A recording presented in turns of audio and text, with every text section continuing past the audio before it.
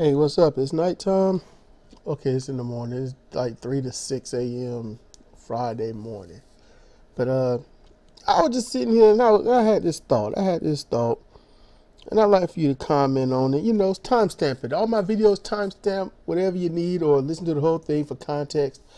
Um, Either one's good because you might hear something, pause it, timestamp it later, and be like, oh, you might want to delete it or reply to yourself, man. Wow, this or that. So, you know, it's about being engaging and stuff. I don't respond to every single thing, but I try to respond. Usually, I'm just, But here's the thing: you hear talk about the two-tier justice system.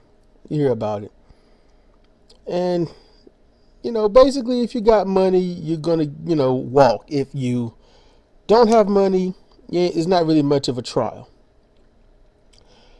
Um, and you might wonder, do you have any anecdotal evidence or anything like that, or any examples? Before he died, my friend Lorenzo Logie Meacham,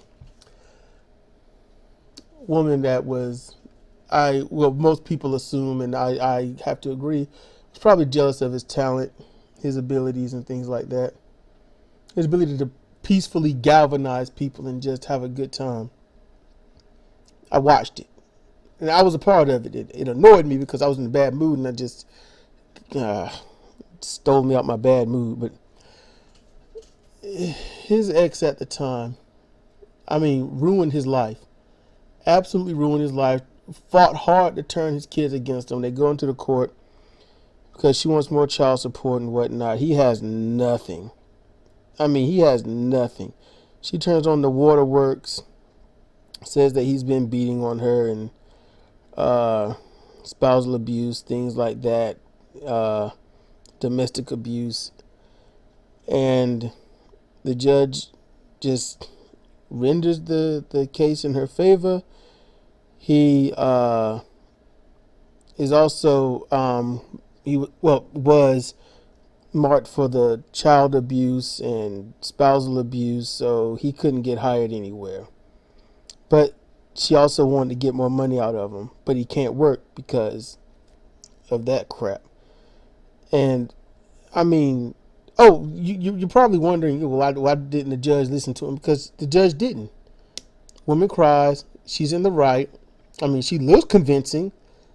So there's nothing to listen to. Logie told us that it's like he listened to her, and then when it was his turn, he just banged the gavel and was like, the sentence was laid down, and Logie and his lawyer left. And I'm thinking, why didn't this man's lawyer fight?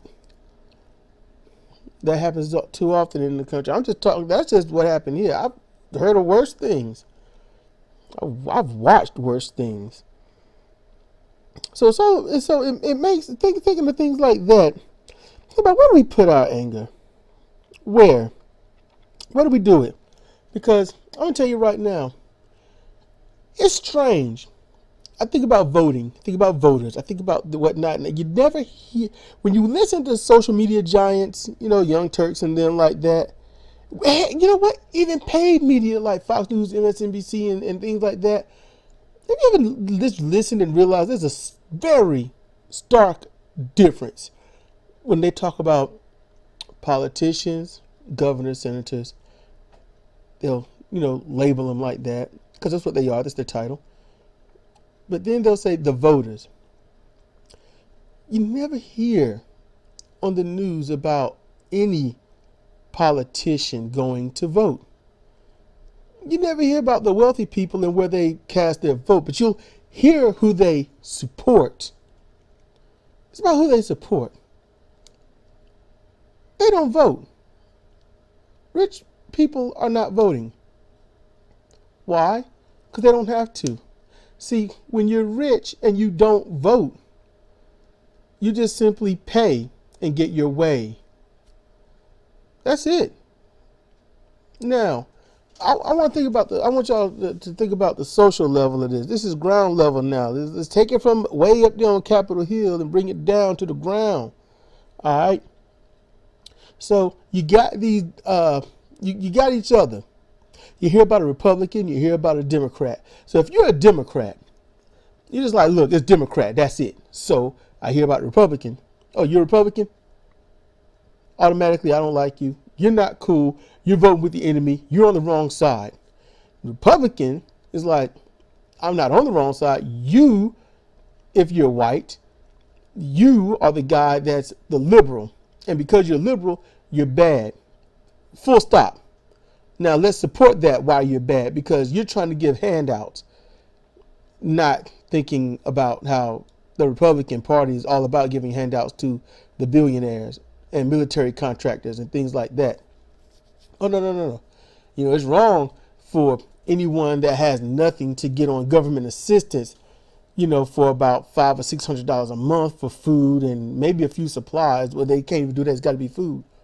But it's so good to support the Republican Party when they give hundreds of thousands and sometimes a few $100 million to these big companies as welfare subsidies.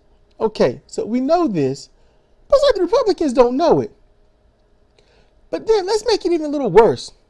Let's make it worse than that. Because this is what was bugging me. You're a Democrat. So what are the chances of you voting Republican? Pretty much zero. It would take a master liar like Donald Trump to do it. I listened and I was like, wow. Then I had a flashback of George W. Bush when he said, I'm going to abolish the IRS, and everyone was happy he didn't do it and stuff. He made things more complicated. So it was harder for them to do their job. Same thing is all good. They keep doing to the IRS, changing codes, changing this and changing that. If you keep changing it, they don't know where to settle. Constantly, there are loopholes for these wealthy people to not pay their taxes. Just saying. Now, what would happen if you, a Democrat, voted for a Democrat that voted for a Republican? How would you feel about that? How would you feel?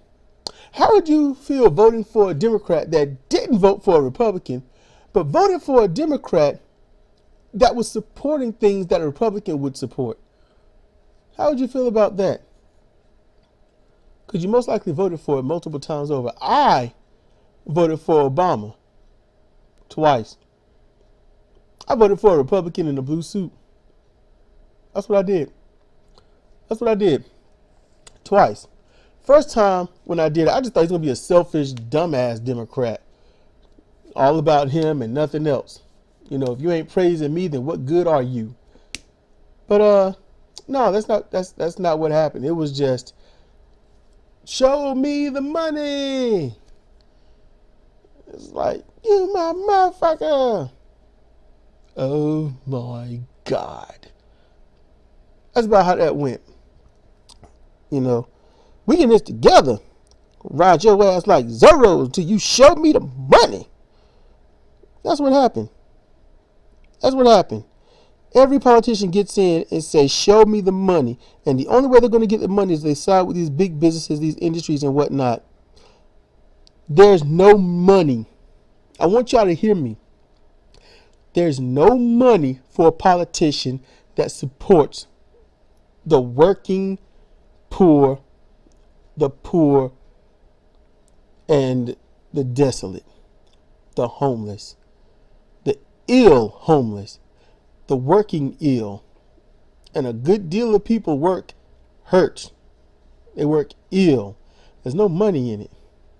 There's so much no money in it that the House is taking $17 to $18 million away from Special Olympics, kids with special needs. Okay, mentally, physically, socially, they're in need. Over 200,000 of these kids. I think over 225,000. They're going to take $17 million. 17 million. Government terms, that's nothing. But when it comes to the defense contractors, that right now our defense budget is just slightly over $1 trillion a year. I'm just asking, 17 million for special needs instead of 17 billion for the military contractors. It's like medicine. It's because medicine's a business. There's no money in the cure. There's no research. There's no money for research for the cure. That's got to be that's socialism right there. If it ain't socially funded, it ain't funded. It gets a tiny bit from the government, but that's just a little bit. I mean, they might get about 20 million to work and spread that out through everyone. So everyone might, work on that, $45,000 to $70,000 a year, which is good and comfortable. But that's a paycheck, and if that's a paycheck, where's the money going to the research? It got just enough to function. So they need help. So I want y'all to think about that. That's what I want you to think about. So if you go to the polls at any given point, at any time, no matter what level of election, and you vote for a Democrat, you need to know what that Democrat is voted for. Because they can look at you and talk about togetherness and making sure we have access and working across the aisle and making sure that you're okay with your peers and listening to both sides of any conversation. I'm just saying, somebody comes into your house, piss on your floor, and you kick them out. It's going to be a little bit before you let them in. But you let them in, they do it again. You say, you got to stop pissing on the floor. And they look at you and say, make me. Say, you got to stop pissing on the floor. It's like, so what do? They don't ever come back. Why in the world do we keep voting in Democrats that keep pissing on our floors? That is the question. That is the question. I want you to look in the mirror. Look in your black screen called a phone. Look into the whatever there's a reflection of you and just like, why am I voting for Democrats that keep doing nothing but Republican stuff? Ask yourself that. It could be like you didn't know. That's cool. But then who you going to vote for? Honestly, if you are that Democrat that wouldn't do that and you got principles, maybe you need to be the one that you're voting for so others can vote for you too. Just a thought. Just a thought. This is Cedric Kennedy for Comparative Reasoning. Thank you for listening.